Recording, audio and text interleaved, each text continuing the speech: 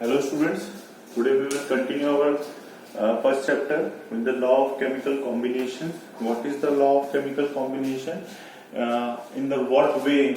What is the law of combination? In what way molecule is formed? Given suppose A plus B product is equal to C plus D. What kind of possibility generate over here regarding for the law of chemical combinations? Okay, in this sequence there is the first mass, which is the law of mass of conservation.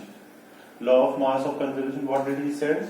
Mass is neither created nor destroyed in chemical reaction. What we are trying to say? Suppose A has 100 weight, A plus B has 100 kg weight, C plus D has the same weight as before reacted. 100 is equal to equal.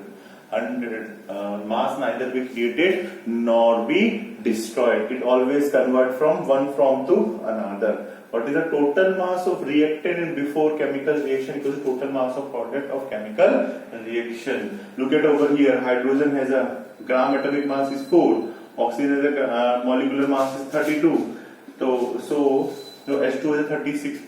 Total number of is 32 plus 4 is equal to 36. Look at over here. Total mass of reactant before reaction.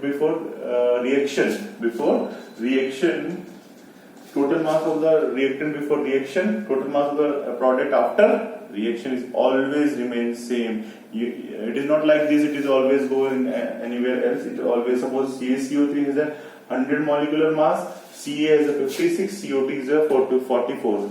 Always remain constant. Are you getting my point? Suppose I am taking 1 kg sugar and 1 kg water. Okay, I dissolve sugar in the water. Suppose 50 gram sugar. Yeah, suppose 1 kg water I dissolve 250 gram of sugar. Total mass is 1.25 kg.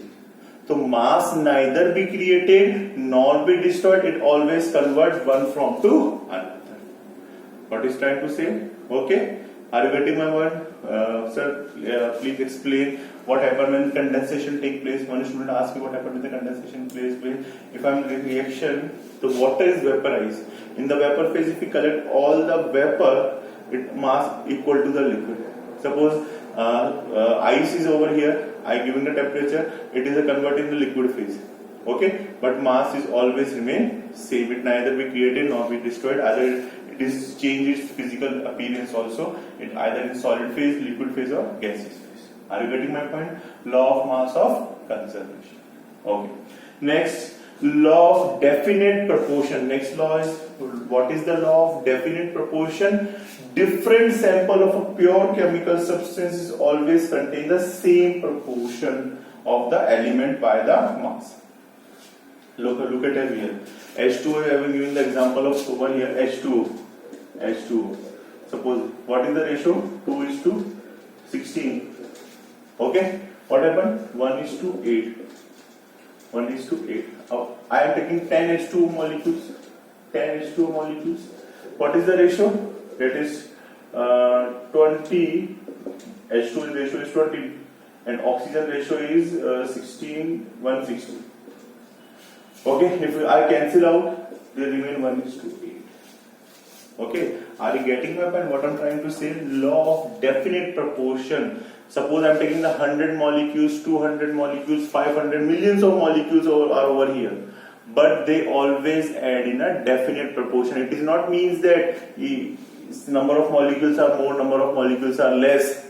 The ratio will be changed. The ratio will always remain 1 is to 8 over here. Similarly, CO2 example is over here. 1 is to 2.67. Ratio in also points ratio. It is possible, so there is no problem with that. So here two laws are over here. Law of chemical combination. In what way?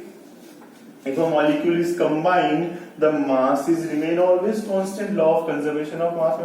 The first law is always said law, and the law of definite proportion. If they are in definite proportion, they always n number of molecules. There is a 1 is to 8 ratio. Hydrogen oxygen ratio. If we are talking about the H2O, it always remain same. So just pause the video and write down these points very clearly.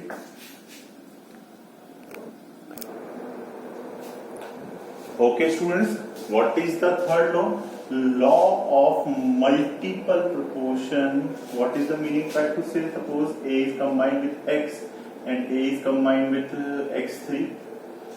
So what is the law of multiple proportion? If one atom combined with different atoms, but they are always in a whole number ratio. Suppose here the ratio is whole number is a 3. Are you getting my point? Of the theory of atomic masses. First law is conservation of mass. Second law is a constant proportion.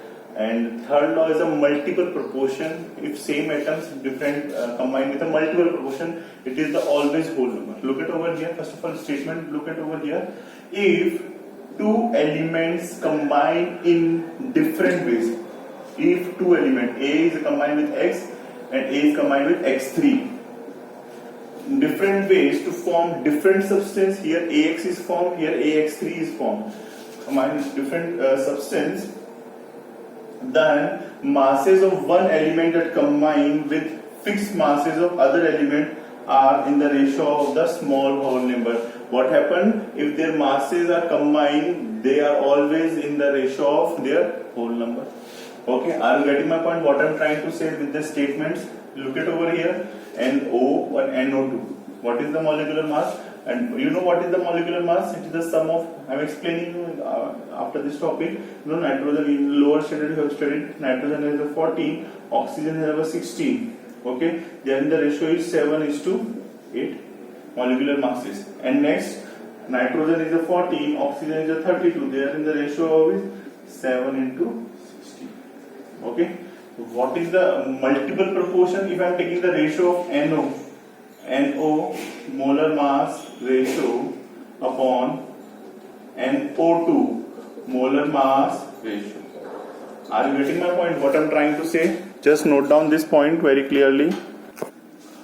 Okay, students. If two elements, look at over here. I am taking the ratio 7:8 upon number of moles of ratio of the NO, number of moles of the 7:16. The value is 2.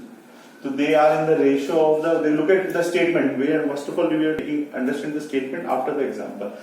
What happened if two elements combine in different ratio? Here nitrogen in a different ratio. Here nitrogen oxygen is combining. Here 1:1 ratio and here 1:2 ratio.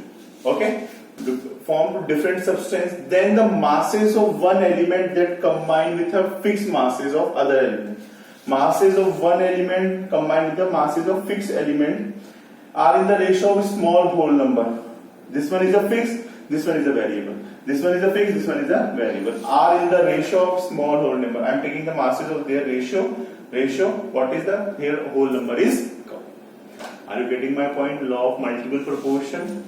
Just note down this point. I am talking about the atomic mass. I am going to explain the atomic mass as I told you in the lower standard you have studied already. But just listen very carefully. It is the basic fundamental terms which you should know. That's why I am explaining over here.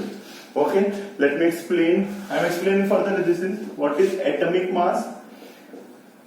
Atomic mass is the sum of, just general knowledge, sum of protons plus neutrons. Sum of protons plus neutrons. Okay.